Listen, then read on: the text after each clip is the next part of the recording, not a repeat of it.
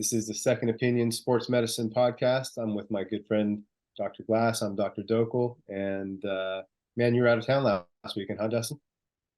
Actually, I was not. Oh, you weren't? No, I was not out of town. No. Oh, I thought So you were. Was that like a social media trick? that was a social media trick. Yeah, and you fell for it. You did good. Yeah, Damn. no. So that was from 2019. Is that Um, right? yeah, so you talking about the US Open? Yeah, yeah. Yeah, so that popped up on my reels or whatever it was, and I just hit go, because it was a good memory. It was a good time. Oh, that's awesome. You know Yeah. what? I should have put two and two together because the US Open isn't this weekend. And for some Yeah. reason, I thought there was some like play-in tournament or something that was going on. Yeah, no. I'm glad you brought it up though, because it was a good time. It was good. It was cool to be part of that. I've worked a lot of different sports, a lot of different events, and I had never had a chance to work with the PGA and the that whole US Open crew. Um, they just it's a top notch thing, like you would expect, right? It's a gentleman's game, and but they really put up the sports medicine team has tons of things available for these golfers. But what I found most interesting was that the people coming through needing our care the most were the caddies. Wow. So yeah, so because most of the top golfers all have their own people that come with them and are in their own trailers and stuff. I mean, we saw all of them; they were all there, but the ones coming in for us, but anyways, but it was cool to hear a lot of these caddies talk and sharing stories.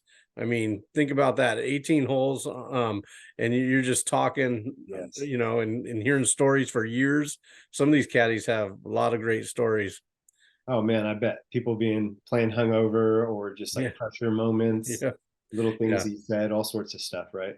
yeah. It was a good time. So What was their like sports med? I know it was a couple years ago, but what was their like sports med? It was a trailer, I assume, or So several yeah, it was trailers? really cool. Yeah, so you might have seen that one picture where I was standing next to a trailer, but when you walk in you walk into the left was like a waiting room. So you actually built out a desk. The head medical doctor or medical chiro on staff sitting there, kind of triage, and then you go to the right, and there's little bays, little rooms, three or four, maybe more than that, along the way, set up with tables, Cairo tables in there. And then, so yeah, we could see several players at a time. And then on the back end of the trailer we had a hyperbaric chamber set up. No way, So really? that was really cool. And then outside of our trailer was another trailer that was set up with Normatec. It was a Normatec station, so they had all their chairs lined up, so the guys, the players would come in and do Normatec and whatever, so it was So that pretty was getting cool. used daily, basically. Yeah, yeah, both trailers were moving the whole time. Yeah. Busy times. Did your day go by quick or did you get tired? No, it was quick. It was good. We'd get out there early and then work, and yeah, and then we'd get to walk the grounds kind of before, in between things, and check things out. They'd give us little tours, and it was cool Dude, to that's see awesome. behind the scenes. Yeah, Nice. they had a almost like a circus tent or a banquet tent, like kind of a wedding type thing, but talk about top notch. It was like a lounge in there, and chefs and just full on restaurant almost in there, in this medical. It was kind of like the Olympic Village, where you walk in, and it just there's trailers and tents set up in kind of a It's like half a little circle. little Yeah, city almost. it was almost a little city. So yeah, it was really cool. That's awesome. Well, I hope you get to go again. I've always wanted to play Pebble, and that part of California is awesome. Yeah, it was beautiful. Dude, that's great. Yeah, I got duped by your, memory of Well, of it more was funny class. because I meant to it dawned on me, and then you hit play to start recording when you were talking about, hey, I want to talk to you about US Open. I'm like, oh Yeah. yeah, sure, and then I'm like, oh man, I wonder if he thinks that I it was did. this weekend.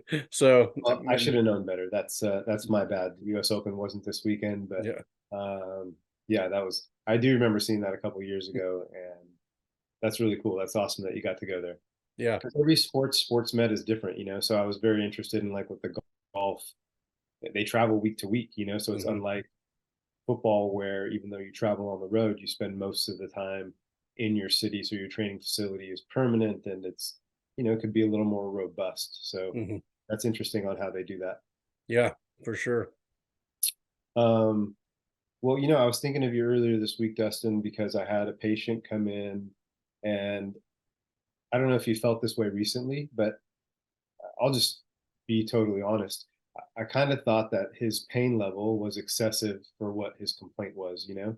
And so like he came in and my thought was, man, he's has the same issue reoccurring again, and nothing objectively would lead me to believe that he should have this much discomfort or pain, right? And so I was kind of scratching my head. I had a bit of frustration in that, like, man, his complaint level is pretty high. Objectively, I'm not finding much. We're doing things that normally would work for most people. So then, in my experience, that usually leads two ways. Either that person has like a very low pain tolerance, maybe three ways, or is lying for some particular reason, which happens sometimes in like PI cases or injury cases. That's not the case with him. Hmm. So either he has a low pain tolerance or I'm entirely missing something that could be more serious, right? And so because of that chance, I wanted to bring this up with you. Recently, I had another case where things weren't making sense, and we sent the person off for imaging, despite the insurance company rejecting it a couple times. There was some back and forth. We got the imaging. We found out something very important that was bad news for him, but it was good news in that we found it out quickly. And so I didn't want a repeat of that. Hmm. So I guess my first question is, when's the last time you had a patient come in that was like a little bit of a confusing case for you or didn't make sense? Recently, or has it been a while? Yeah, no, probably 2 months ago had one that was sending off all kinds of red flags, and Mhm. yeah, and my instincts were right. So there's currently a lawsuit going on. So yeah, so that one, so yeah. Stop that discussion right there, then. What's that? I said Yeah. we'll stop that discussion right there, then. Yeah. Yeah. It's not with me. I'm not, it's yeah. No, I I'm didn't more, mean with you. I just meant, yeah. Yeah, no, I appreciate that. I was going to cut it off too because I don't want to say anything, but yeah, the company and yeah, it was interesting. But again, document, right? Yeah, So we covered our butt, and yeah, but yeah, it was not adding up. So interesting.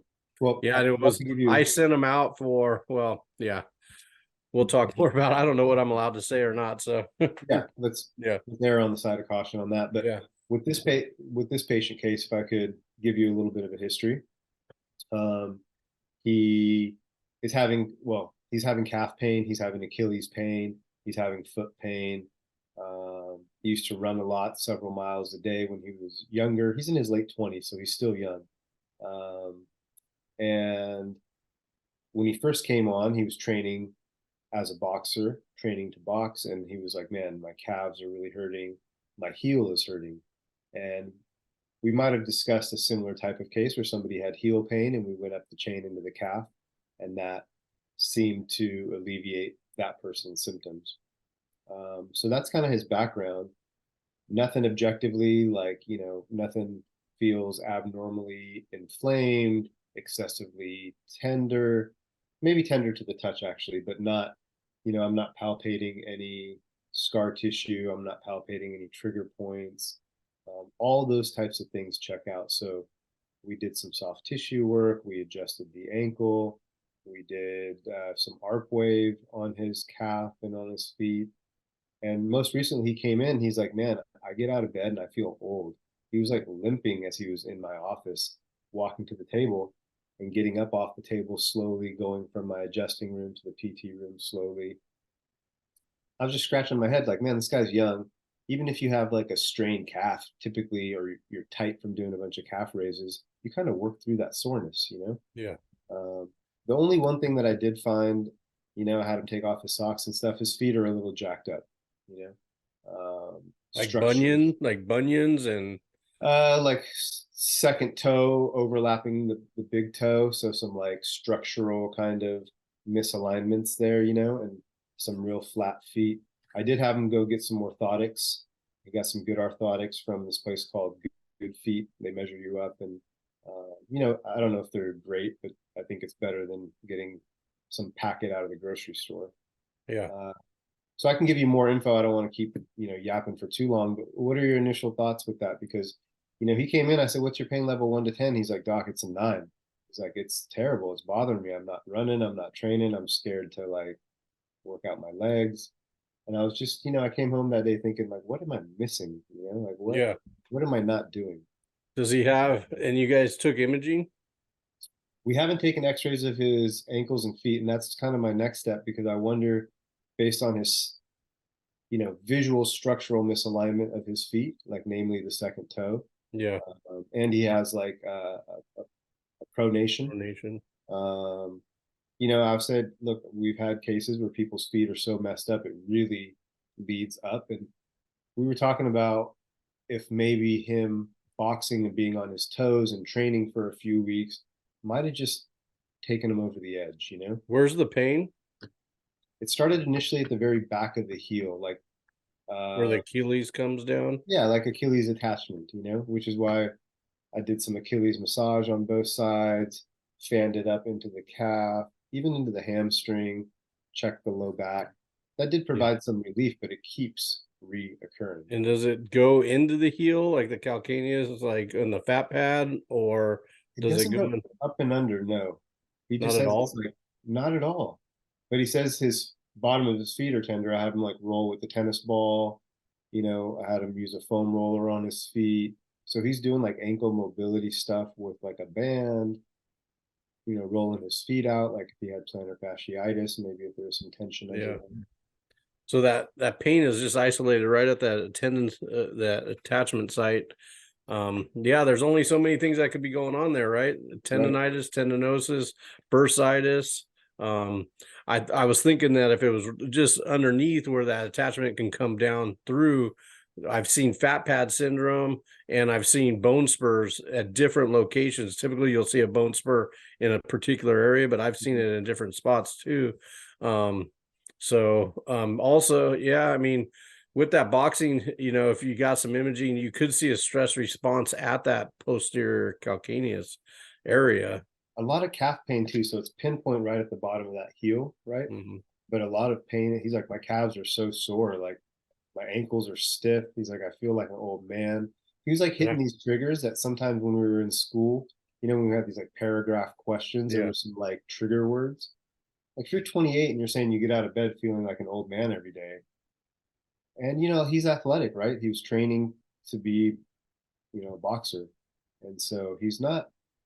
Look, if you get hit in the face, I don't think you have a low pain tolerance.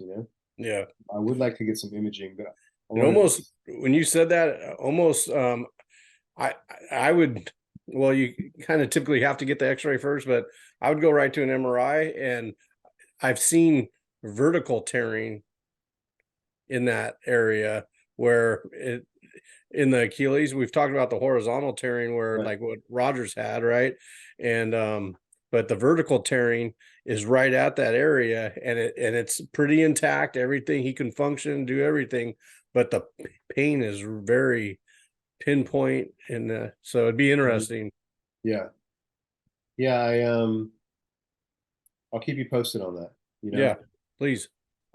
imaging was kind of the next step for us. We've had several weeks of improvement, and then like, boom, it's terrible for him.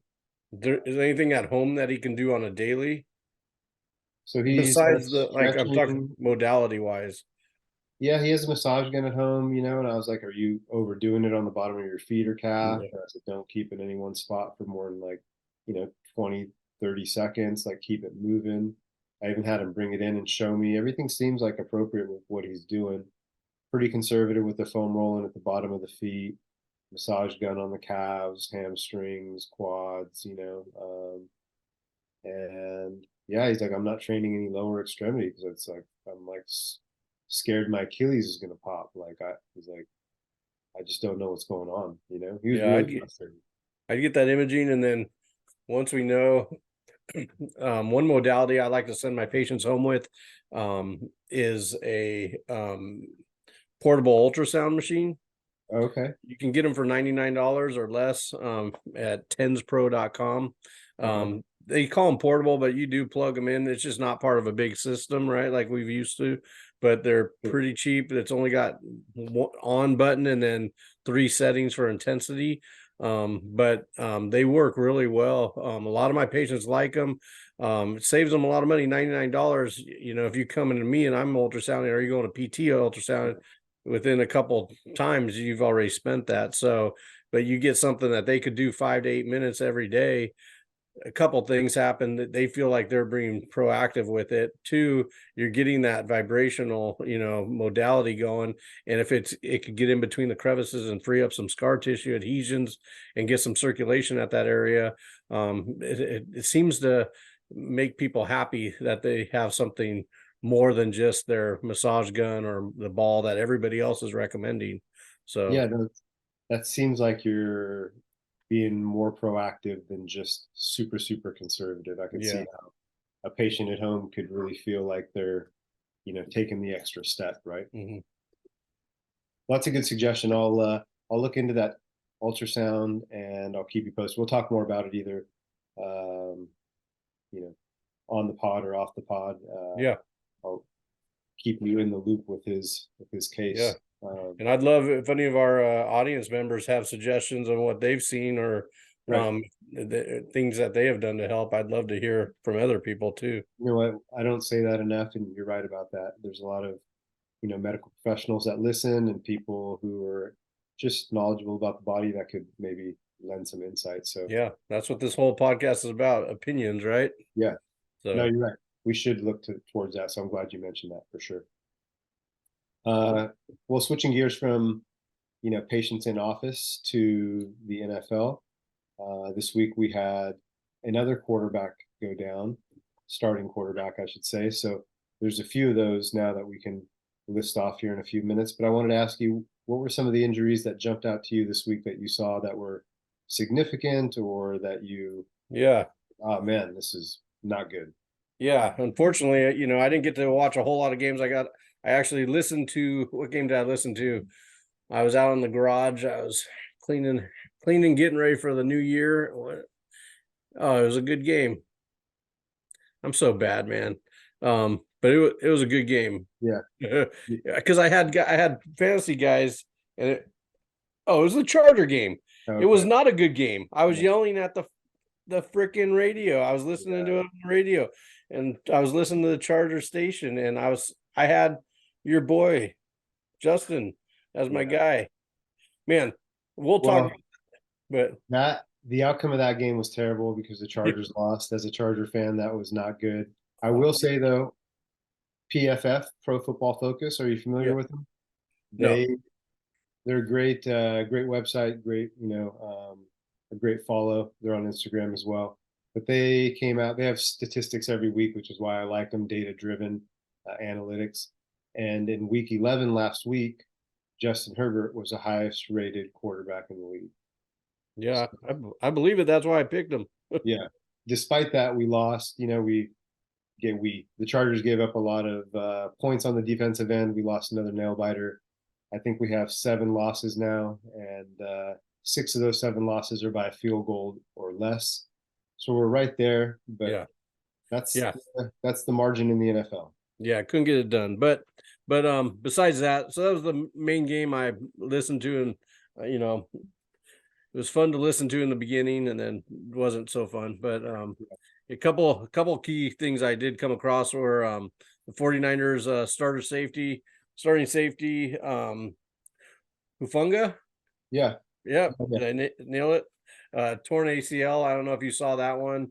I didn't that get to was see it. I saw, unfortunate. but yeah, That was an unfortunate injury for the Niners because that's a big position for them. yeah, they need that. Yeah, especially he's been playing well from what I've seen. So yeah, that'll be kind of a huge blow this time of the season, like we talked about last year. Once they go down this part of the season, not coming back. Yeah, So that's too bad. The other one I saw, which I think we should talk about, I'd like to talk. I have a few points on it, but the Joe Burrow one, Yeah. yeah, what'd you see with that? Well, there's a couple things. One, I think when he got off the bus or they landed on Friday, there was some pictures that showed him in his throwing hand in like a brace of some sort. Mhm. Uh, and so I think that pricked the NFL's ears up because they didn't report any sort of injury on his wrist, and he was seen wearing a brace through some photographs. He said it was just for some compression on his throwing hand for the flight, which I buy that, Mhm. I could see that being the case. And yeah, there was a where he got hurt. He was on the sidelines. He tried to throw. There's a clip of him trying to throw, and he couldn't even hold the ball. It just came out of his hand. And Yeah. he's out for the year with a torn ligament. I didn't get specs on what specific ligaments were torn. I don't know if they released that, but I speculate he'll probably have surgery. Either way, they say he's out for the year. That's a huge blow for him. Well, it's a huge blow. Yeah, yeah. I mean, and it was a weird way it injured from what I watched and saw. He Yeah, did he, d- there was no contact, nothing. The play before he hurt it, he had fallen down and kind of tweaked the wrist. Next play threw the touchdown pass, but on the pass he felt a pop, and that's what kind of. But it was on the throw, no contact, no fall, nothing. So kind of interesting. And for our listeners, that pop, if you got eight bones, carpal bones, right, in the wrist, right? So think of eight building blocks, and if you have pieces of tape connecting, the two rows of four, right? right. And when they're taped together, with spaces in between those bones, when they're taped together, that moves as one unit. It's pretty solid. But if you take and you cut any one of those tapes, the integrity of that whole eight block little thing is gonna, you're gonna lose the integrity of it, right? Sure. So that's kind of what happened. If you tear one of those ligaments of those eight bones, you think, well, he's got seven others, or whatever, it'd be fine. But you're talking about integrity and the strength of the whole system at that point. So that's where it becomes a problem. So as soon as he uses that throwing motion and you got a little more laxity in those, the brain's going to get a signal of something's not right, send a signal back, pain, stop that motion so you don't do further damage. Yeah. And so, yeah, more than likely you have to have surgery. They can either take that ligament and attach it, or they can take a tendon graft and attach it to. So the problem with the tendon graft, just like in the knee, you're going to have to, now you're damaging two tissues, right? So you're taking a graft from another tendon, a healthy tendon, and you're going to have to heal from that. And then you're going to place it into the area that needs to be fixed. So you got two places to fix or to heal up versus just trying to take that ligament and reattach it. Hopefully they can do that. Obviously That's they're going to preferred prefer method. to do that over something else, or the tendon sometimes is a stronger hold. So sometimes they'll elect to do that depending on which ligament it was. Yeah, no, I think that was well explained with the two rows of four bones in the wrist. The structure, you said integrity, the stability of that joint goes away. And if you think about the throwing motion, it is a lot of shoulder, but the last motion of throwing is flick of the wrist, right? And so that's where you get your velocity, the spin, and yeah, if you heard a pop, that's never a good sign. And Yeah. to your point about taking another tendon, for example, as an ACL tear, they took part of my hamstring tendon to replace the ACL. A lot of professional athletes will get like uh, uh, no, I'm blanking on a patellar tendon Mhm. as a replacement or cadaver tendon, and that seems to be a little more painful, have a longer recovery time, but maybe structurally a little more solid for the athlete. They took Mhm. it from my hamstring. I'm not dunking anymore. It's fine. But just Anymore? anymore. Did you catch that? Yeah, so I'm not gonna let you fly on that. Don't even try to edit that. Man, I was one person away from fooling our whole audience. That's messed Yeah. up. I literally just today was showing somebody who had some tightness. He said, "Is it weird that I have a difference in how my hip flexors feel?" And I said, "Yeah." And I explained why for his particular case. And I showed him on my right reach, I can touch my toes. On my left reach, I can grab my whole foot. Mm. Um, And so I still have that deficit because of that. So getting back to the Joe Burrow injury, it'll be interesting to see what specifically they say he tore Mhm. and what they decide to do. I'm curious if they, one of the two procedures that you mentioned, or they end up, putting pins in it. Like what happens, you know? Yeah, or even some, biologics. You got the PRP, Prolo, or stem cell. Those are options too, depending on Right. how bad the damage is. And they're like, hey, we can maybe go in there and inject some stuff. You can still be active, have a little downtime, let it rest, but we can get you back in 2 or 3 weeks versus 12 weeks. That's a big difference. Big difference. Big difference. What else did you see? Do you see anybody else that caught Man, your eye? this one kills me because I feel terrible. Cooper Cup, Yeah. he's had one thing after another, and we know I don't know what's going on, but when you start seeing multiple things going on, personally, I feel like when we see that in our world, there's a weak link somewhere, and we're not getting it fully addressed. And not saying that anybody's doing a bad job or not, but it's the nature of sports. That's why we see this happen all the time, because there's a timeline and there's pressure to get back in, right? It's just unfortunate that's the nature of the beast, is that I don't believe, when we see multiple injuries every 3 weeks or 4 weeks, something's happening and it's like a crisscross pattern, Yeah. it's hard for me not to think about, you know, the that kinetic Compensation chain. and stuff. Yeah. Yeah. Yeah. I'd have So to like he sprained map his it ankle, out. by the way. We didn't even Okay. talk about what the injury was. Yeah, I'd have to map it out on his body, but yeah, sometimes you do see that, right? Like a left ankle and then a right knee, or a right knee and a left back, and you have these kind of. You can start to think, well, if that's injured, you're compensating. In fact, as an example, I had a patient who 2 weeks ago broke her pinky toe and right pinky toe.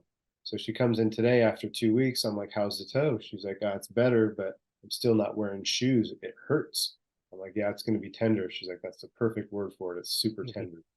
And I'm like, what's going on? How's the body? She's like, my whole left side of my body, low back into my shoulder, super tight. She was wound up, bro, wound up. Mhm. I'm like, you been limping? She's like, yeah, I've been limping. So I kind of demonstrate for her. You're putting all your weight on your left side. You're probably leaning. And I made sense to her on like why. She said, I don't know why my low back has been so messed up. The whole left. She's like, God, my stupid little pinky toe on the right side is messing up my whole left back. I'm like, exactly. Yeah. Yeah. That was a test question, you'd get it right. Yes. So yeah, well, those are three big ones, man. Yeah. Hufunga, the 49ers safety, Cooper Cup. I mean, that's a big blow for the Rams. And then of course Yeah. Joe Burrow. I mean, that's Yeah. It's a that's killer. Cincinnati's season right there. Yeah. What about you? Did you see any that kind of, crossed your path that you kind of felt for? Yeah, dude, I was bummed out about a couple of them. Joey Bosa, watching the Chargers game, he hurt his foot. Initially, the way he went off, it looked like it was terrible. Did you And see it? I mean, were you watching it? Because I was just listening to watching. it, Yeah, and the way the announcers, like, he sounded like he was withering in pain, like, and just pissed off. I, it but was I, like, so he's DN, right side, and he went in, and there's always some contact there, but he quickly like kind of hopped out of the line and was hopping towards the sideline. Got to the sideline, fell down. You can tell when someone's in a lot of pain. He was in a lot of pain, and when he was on the cart, he had his head in the towel. It looked like he was crying. He just looked really upset. And when you see that from a player, you're just thinking the worst. yeah, They came back and said it's a sprained right foot and that it's not an Achilles. I think he's getting more imaging done. But as we know, there's a lot of foot injuries. There could be a stress fracture there. It could be, more than what they know initially. So I'm really hoping that it's minimal. I feel like he's been uh, through it, yeah, and he's such a great player. He's an exceptional player, one of the best yeah, players in the whole league. yeah. And so you want to see players like that just be healthy. So Right. I'm crossing my fingers. I'm gonna wait to find out what specifically is going on, and if there's some suggestions I can make to people or to him directly, then I'll reach out to him. But that probably bummed me out the most, just because of the proximity. Yeah. Um, the Ravens, one of the better teams in the AFC, their tight end, Mark Andrews, Pro Bowler. They initially thought he was going to be out for the season with an ankle injury, and just today, recently, they said that they think there's an outside chance that he could return towards the end of the season. So they didn't say what the ankle injury was, but again, that's kind of like one of those Joey Bosa things where it seems like it's super serious, and who knows specifically what it is. I don't know if Yeah. you heard So anything about so that. what do you think transpires in the, because you go from, oh, season ending, and then a couple days later, hey, okay, maybe not so bad. What do you think, in your opinion, when you've been around it, what do you Yeah. think goes on that? Well, that game was Thursday night, if I recall. So from Thursday to now Monday, there's probably a decrease in some swelling. Of course, they had imaging, I think, at the stadium. They were playing in Baltimore, if I recall. So, um, yeah, I think it's just some time and more objective data, right? So Yeah, you get the I agree. imaging back, the MRI comes back negative, maybe the X-rays come back negative, the swelling goes down a little bit, the mobility increases perhaps, and once the juices kind of wear off, maybe the pain increases Thursday night or Friday morning, but after 48 hours, 72 hours, through some, you know, proper sports medicine, doing all the things that you can do, whether it's, you know, decreasing the inflammation through several methods, whatever modalities they're using or methods they're using, usually 48 to 72 hours is enough time to make an impact to where you can kind of clear the debris and have a clearer picture Yeah, of what is this injury and what does this timeline look like, to yeah. speculate in the first 6 hours, 12 hours is really tough. Yeah, that's why I thought it was interesting when they did speculate like that, So it's like, okay, to make that comment, you have to have seen something, or or their orthopedic tests were, telling them one thing right off the bat. But I'm with you, dropping that inflammation. They're going to take an X-ray right there on site.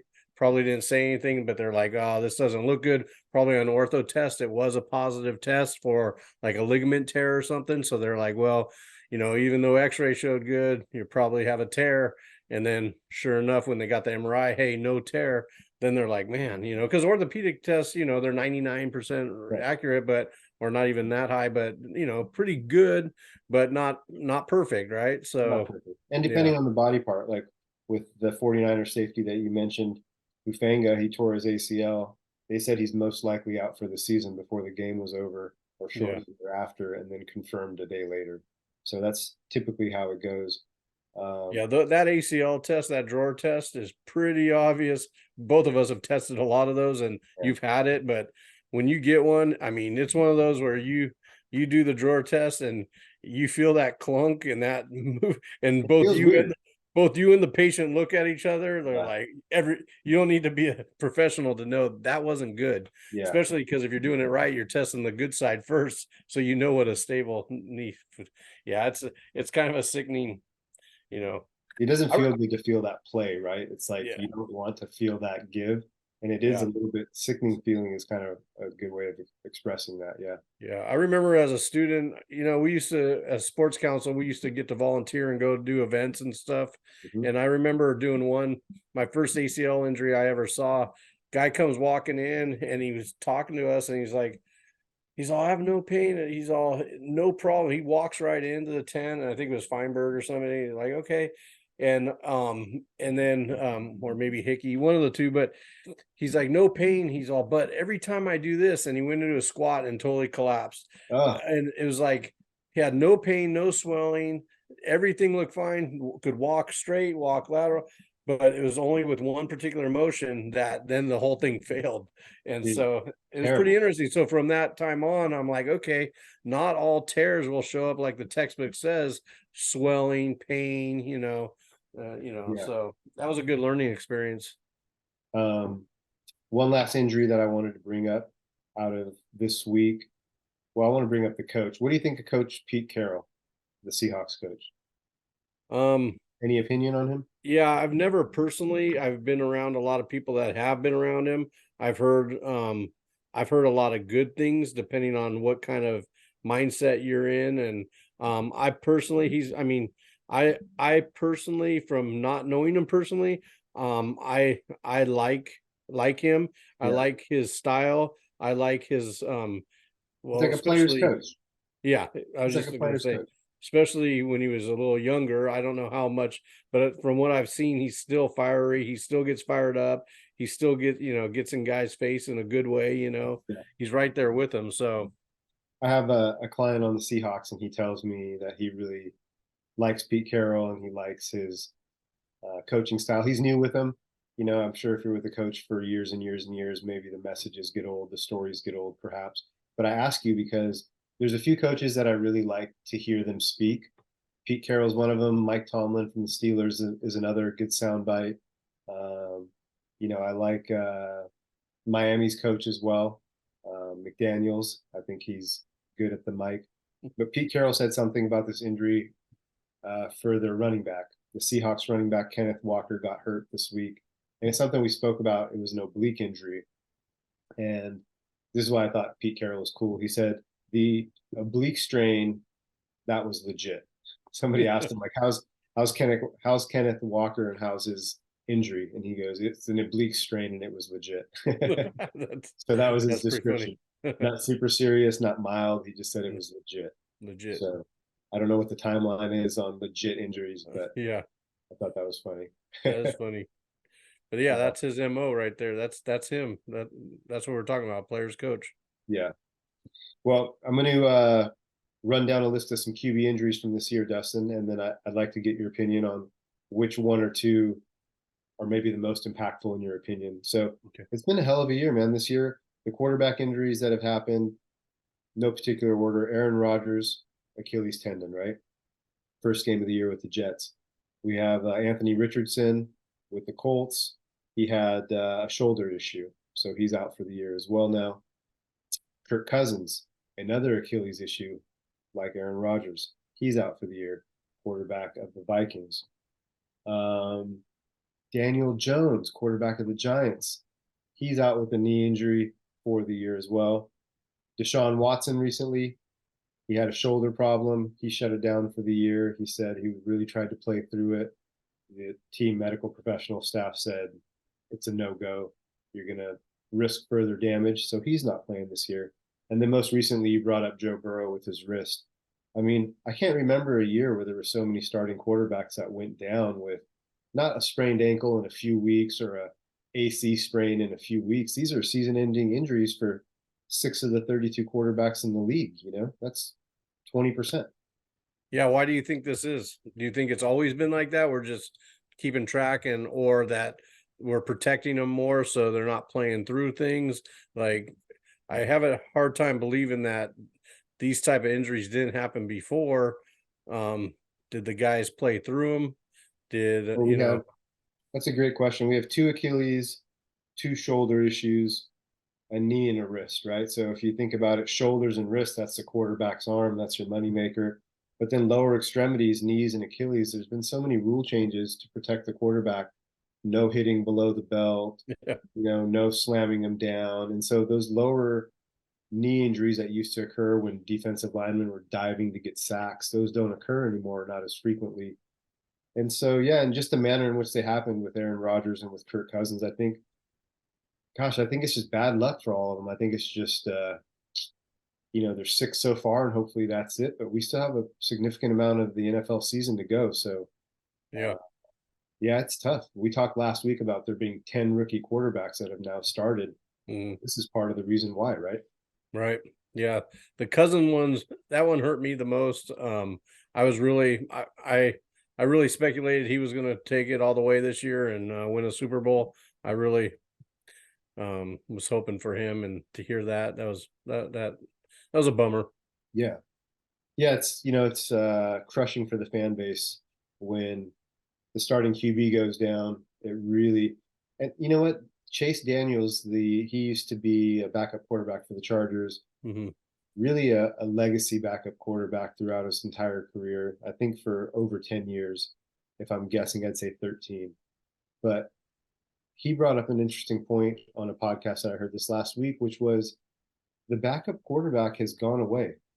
The quality backup quarterback doesn't exist anymore, or at least not like it used to be. Like you would Hmm. have a serviceable backup on every team. You had Joe Montana, you had Steve Young. Like that guy Hmm. could start for Montana, Yeah. right? And I don't know if it's the salary cap or if it's, you're not wanting to use that many roster spots.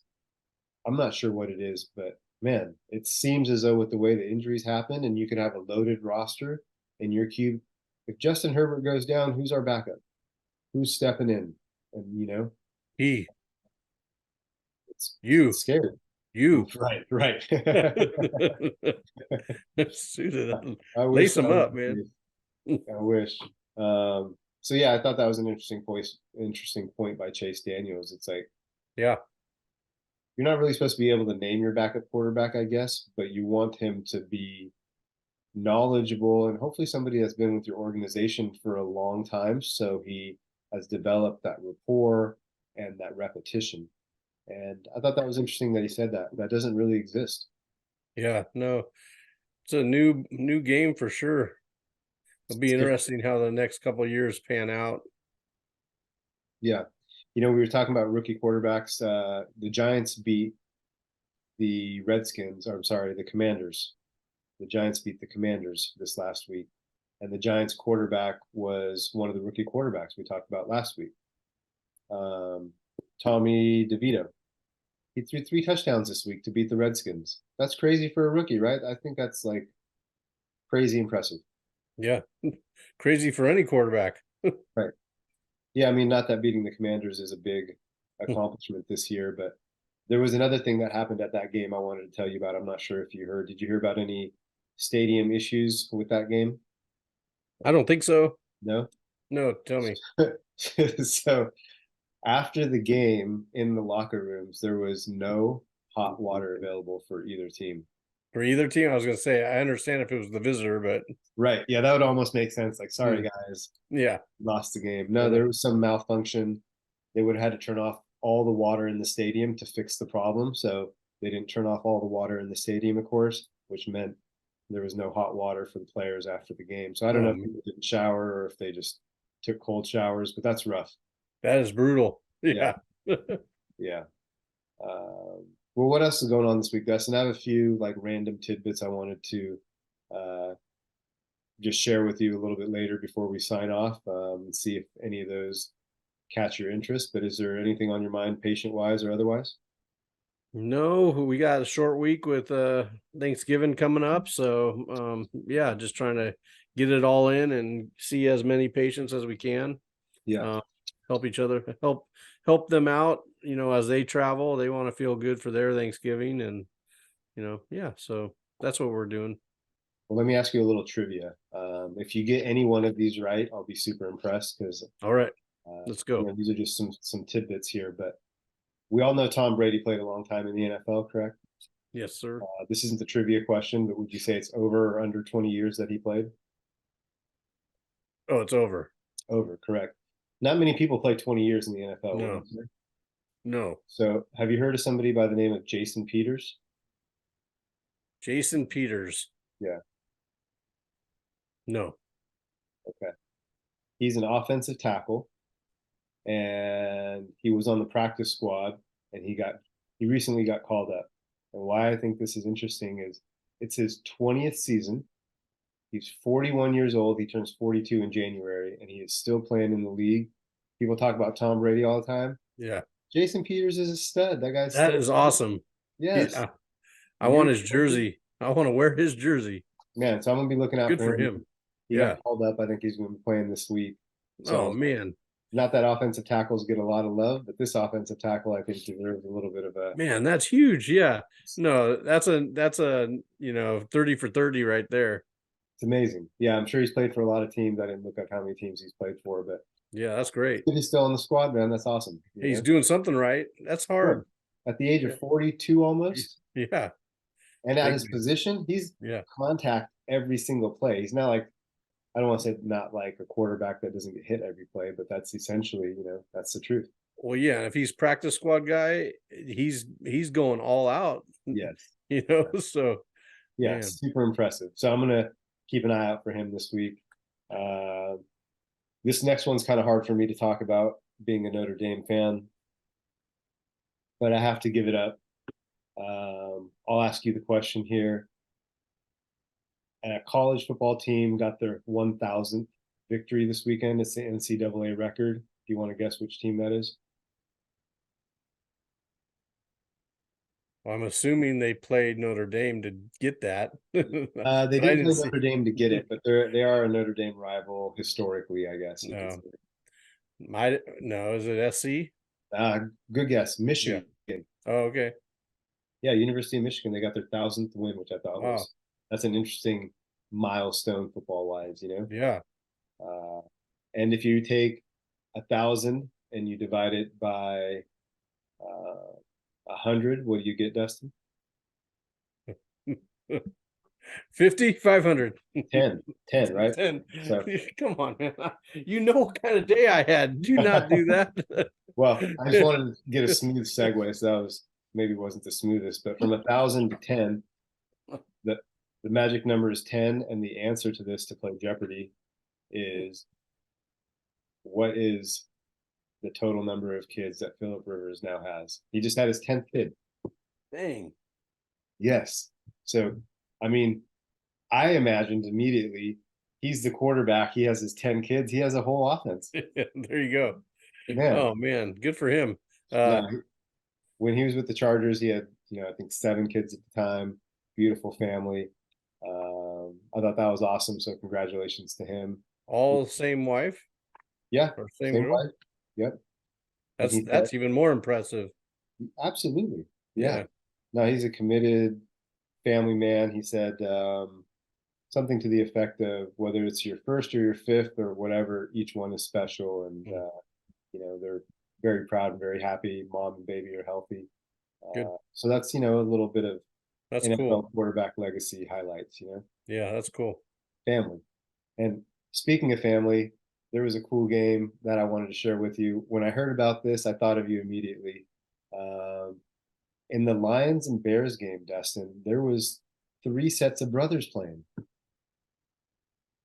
Can you believe that? I've never heard that before. Now we Three know, sets of brothers. Holy no. yeah, I'm going to read that off to you. But tonight's, Monday Night Football, we got a rematch of the Super Bowl with the Eagles and the Chiefs. So the Kelsey brothers, another Super Bowl matchup. You've heard of the Kelsey brothers, right? They've got some Yeah. notoriety lately. Yeah. Yeah. Yeah. So that's the most famous pair of brothers. But Yeah. in the Lions Bears game, there were 3 sets of brothers. I'm going to read it off to you here. Um, one set of brothers is on the Lions. They're defensive ends, Julian and Romeo. Now my writing is a little scribbly here. Akwana, sorry. Yeah, Julian and Romeo Akwana, Lions defensive ends. They're both brothers on the same team, playing the same position. Wow. That's awesome, I think. Yeah, that's It's so cool. freaking cool, 2 other sets of brothers. These are on different sides of the ball, though. So on the Lions, Panay Sewell, and on the Bears, Noah Sewell. They're both brothers, equal, other sides of the ball. And then on the Lions and Bears again, both wide receivers, just like the Lions defensive end. The St. Brown brothers, Amon St. Brown and Aquinas St. Brown, they're both brothers. So a lot of brotherly love in that Lions Bears game, which Justin Fields came back from his thumb injury and it went down to the wire. But I just thought that was such a cool story, man, for the parents. You just think of them playing in high school and Oh yeah. younger. It's Good for amazing. them. Yeah, I thought that was pretty neat. What other kind of stuff did I have here for you? You remember Joe Flacco? Yeah. Yeah. He famously beat my 49ers in the Super Bowl. Yeah. I liked watching him. He was fun to watch. So he's making a comeback. He just got signed to the Browns practice squad because of the injury to Deshaun Watson. And I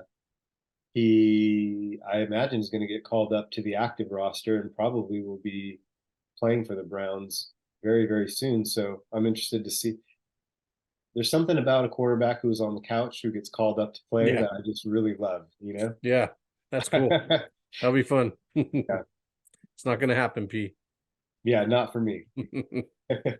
I'm happy watching the games. The NFL is making a few changes. Just some side notes. Monday Night Football from here on out is going to be on a flex schedule, so they might take the bad teams off TV and put some more interesting teams on TV. So I kind of like the flex schedule. What do you think about it? Do you have any opinions one way or the other? Uh, I don't. I mean, I hadn't heard that.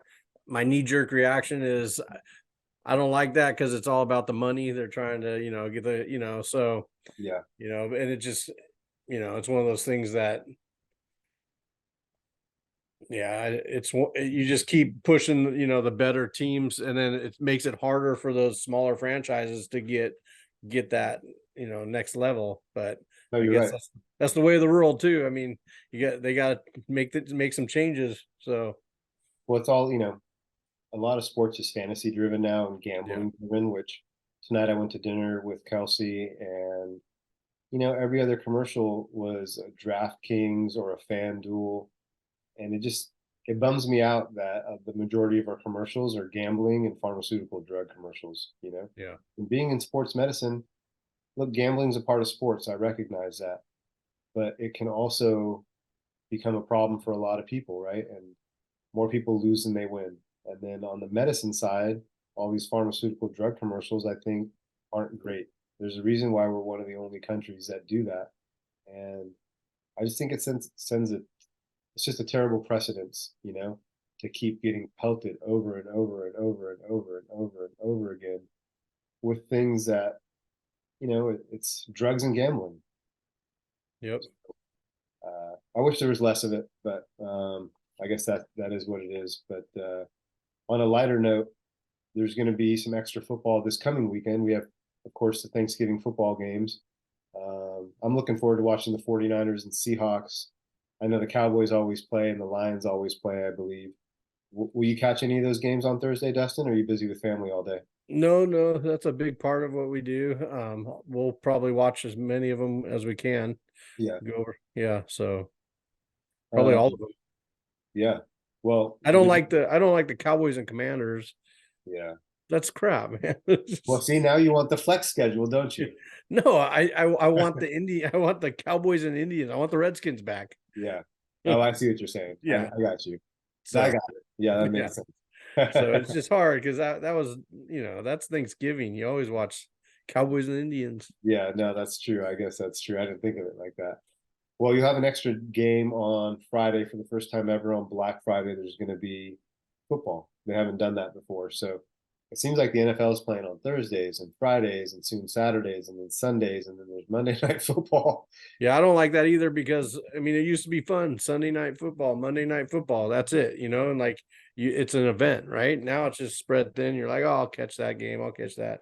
Well, It's no this week longer. we'll catch 4 games. We don't have Saturday football yet, but that's starting soon. So yeah, it's they're really pushing the limits of what saturation is and interest is.